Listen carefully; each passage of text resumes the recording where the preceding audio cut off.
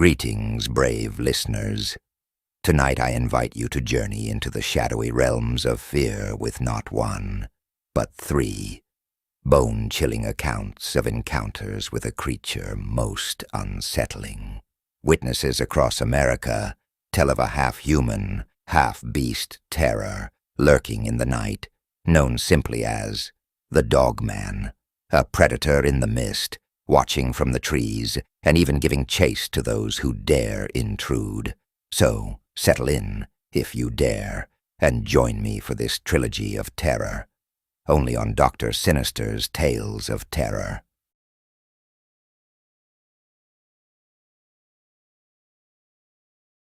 In the lonely depths of a Georgian night, the trees stood tall and shadowed, their twisted branches cast against a canvas of moonlit mist.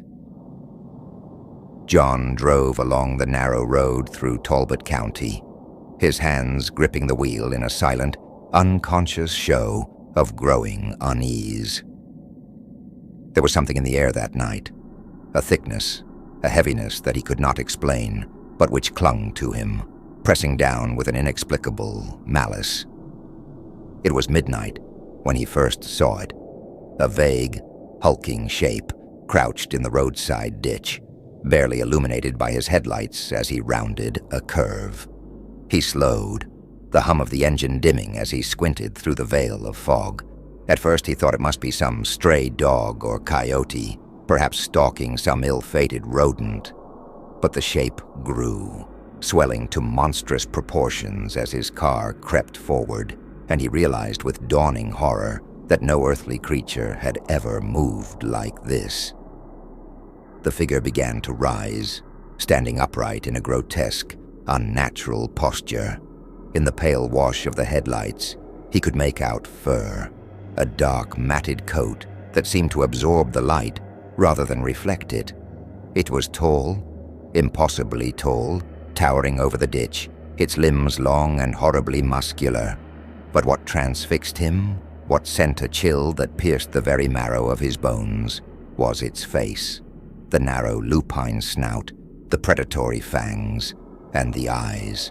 God, those eyes. They were yellow and unblinking, glinting with an intelligence that mocked humanity, an intelligence steeped in a savagery beyond comprehension. The creature held his gaze, unbroken, unwavering, for what felt like an eternity. Time itself seemed to stretch, elongating that moment until John felt he might scream. Then, with a fluidity that was almost graceful, the beast took a step toward him, and John was jolted from his trance.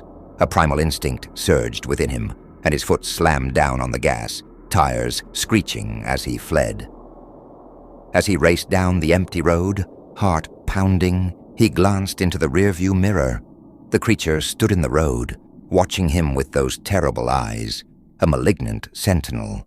But then, it moved. It dropped to all fours and began to follow, loping after him with a nightmarish speed that defied the laws of nature. The landscape blurred around him as he pushed the car faster, faster, yet he could still feel its presence, still hear the rhythmic thud of its paws against the ground. The beast kept pace, relentless, closing the gap until he could almost feel its hot breath on his neck. Then, just as suddenly as it had appeared, it stopped.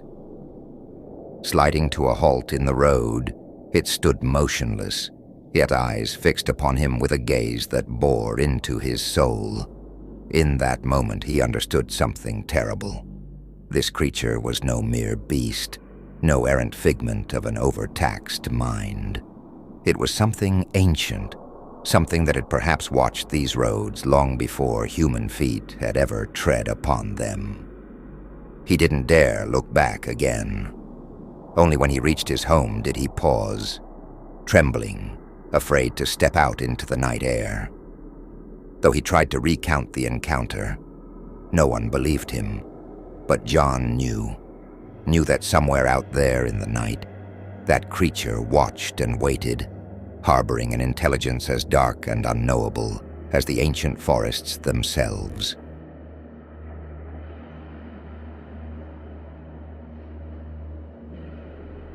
It was on a late summer night, deep within the silent starlit plains of Kansas, that Tom found himself returning home along an isolated country road.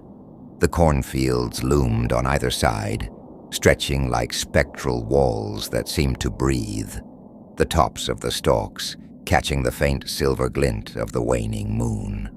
There was a strange, oppressive silence that hung over the fields, broken only by the rhythmic crunch of his footsteps against the gravel. He was halfway along the road when he heard it, the faint rustling of corn, a soft whisper that seemed to move with purpose. Tom stopped, his heart hammering against his ribs as he strained his eyes against the darkness. The rows of corn stood tall and impassive, concealing whatever lurked within. But then, from within the shadows, a shape emerged. It was unlike any creature he had ever seen. Tall and gaunt, it stepped out from the corn with a horrid grace, standing unnaturally upright as it observed him in silence. It was covered in thick, coarse fur that seemed to swallow the very moonlight, and its face— oh, how he would come to remember that face. Long and narrow, like a wolf's, yet twisted by something far darker. Its eyes gleamed a terrible amber, glowing with a fierce, unearthly light that bored into him with a cruelty beyond comprehension. For a moment, man and beast regarded one another in an agonizing stillness, as though each were frozen by the other's presence. And then, with a sudden, fluid motion, the creature stepped forward, its lips curling back to reveal rows of glistening teeth. Tom's terror broke, and he turned and fled, his legs churning through the gravel with a frantic speed born of pure instinct. But the creature did not falter. It tore through the corn, crashing through the stalks, with a force that seemed almost supernatural, closing the distance with terrifying speed. Its snarls echoed through the night, filling the empty fields with the promise of violence. He reached his house, stumbling up the steps as he fought to open the door with trembling hands. Once inside, he dared a final look back. The creature had stopped at the edge of the cornfield, its amber eyes fixed upon him, unblinking, unyielding. For a long, breathless moment, it watched, and he could almost feel its loathing radiate toward him. The next day, he returned to the road, hoping for some sign that he hadn't imagined it all. But there was nothing. Not a footprint, not a broken stalk, only the endless cornfields, whispering secrets that he would never understand. And though he told no one, he avoided those fields from that day forward, for he knew that the creature remained, lurking just beyond sight, waiting to resume its vigil.